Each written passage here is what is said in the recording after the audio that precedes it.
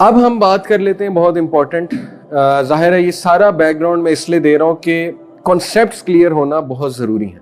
I could have come directly to business ethics in Islam, लेकिन वो तब तक आपको शायद ना समझ आए या अप्रिशिएट आप ना कर पाए जब तक आपको फ़लसफ़ा हयात जो इस्लामिक फ़िलॉसफी ऑफ लाइफ है वो समझ ना आए। दो चीज़ें हैं जी, तवक्कल बेस्ड कॉन्फिडेंस और सेल्फ रिलायंस बेस्ड कॉन्फिडेंस, और बहुत वाज़े इनमें फ़र्क है दोनों में।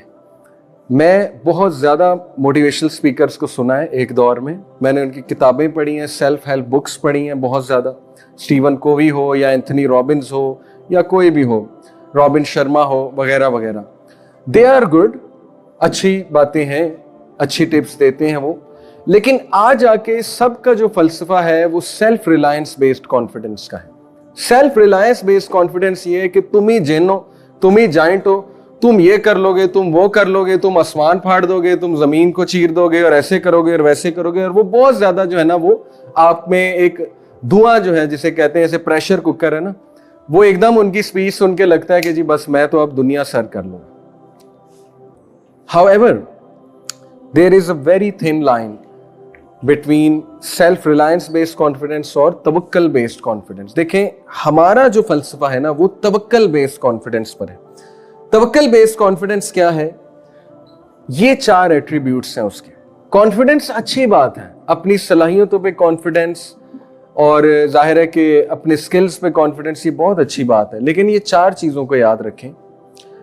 Number 1, remembers Allah in all efforts. जब भी कुछ अच्छा मिले तो वो अल्लाह की तरफ डायरेक्ट करें कि अल्लाह की तरफ से मिला है। इसका मतलब है कि you are conscious of almighty Allah, ठीक है। Number 2, greater access to inner peace and strength. जब भी आप अल्लाह पे तवक्कल करके कुछ करेंगे, अगर फेलियर भी आ जाता है स्टिल आपको इनर पीस होगा।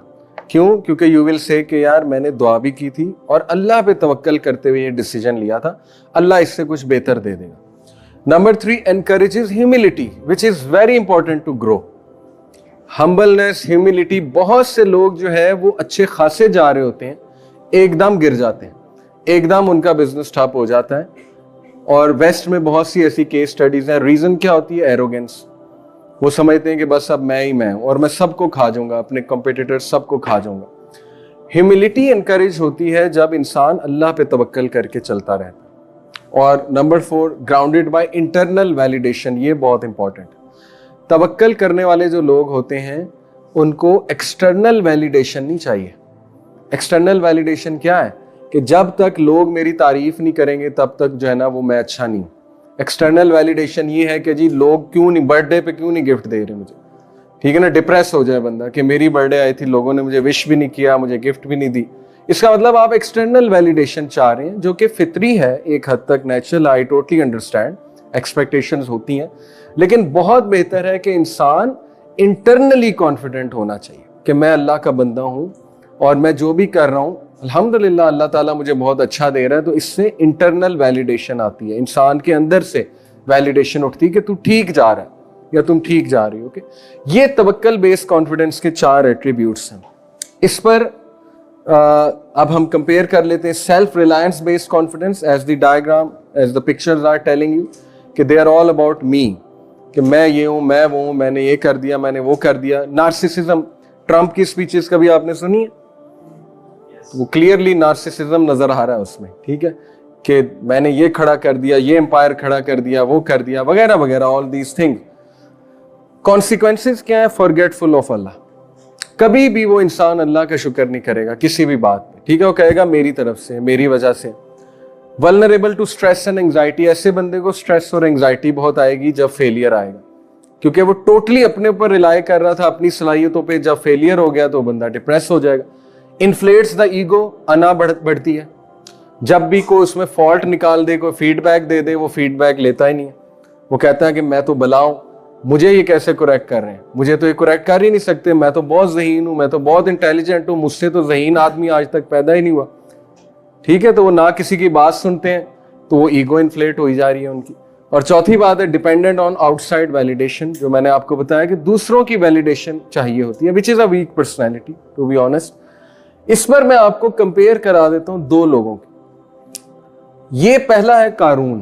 कुरान मजीद ने दो लोगों की हमें मिसाल दी। कारून ने क्या कहा था? I was only given it because of the knowledge I have. उसके अल्फाज ये थे कि ये सब मेरी मेहनत है, ये सब मेरा नॉलेज है और ये सब मैंने बनाया। और कारून आपको पता है बहुत अमीर आदमी था मूसा अलैहिस्सलाम के दौर में। कंपेयर इट विद सुलेमान अलैहिस्सलाम जो कारून से भी अमीर आदमी थे। सुलेमान का किंगडम अगर हम लोग देख लें तो हम हैरान रह जाएंगे।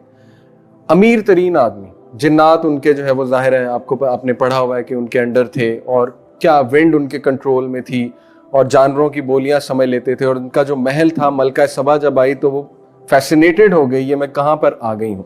उनके अल्फाज सुने। He said, "This is from the favor of my Lord. हाजा मिन फजली रब्बी। ये मेरे रब का मुझ पे फजल है।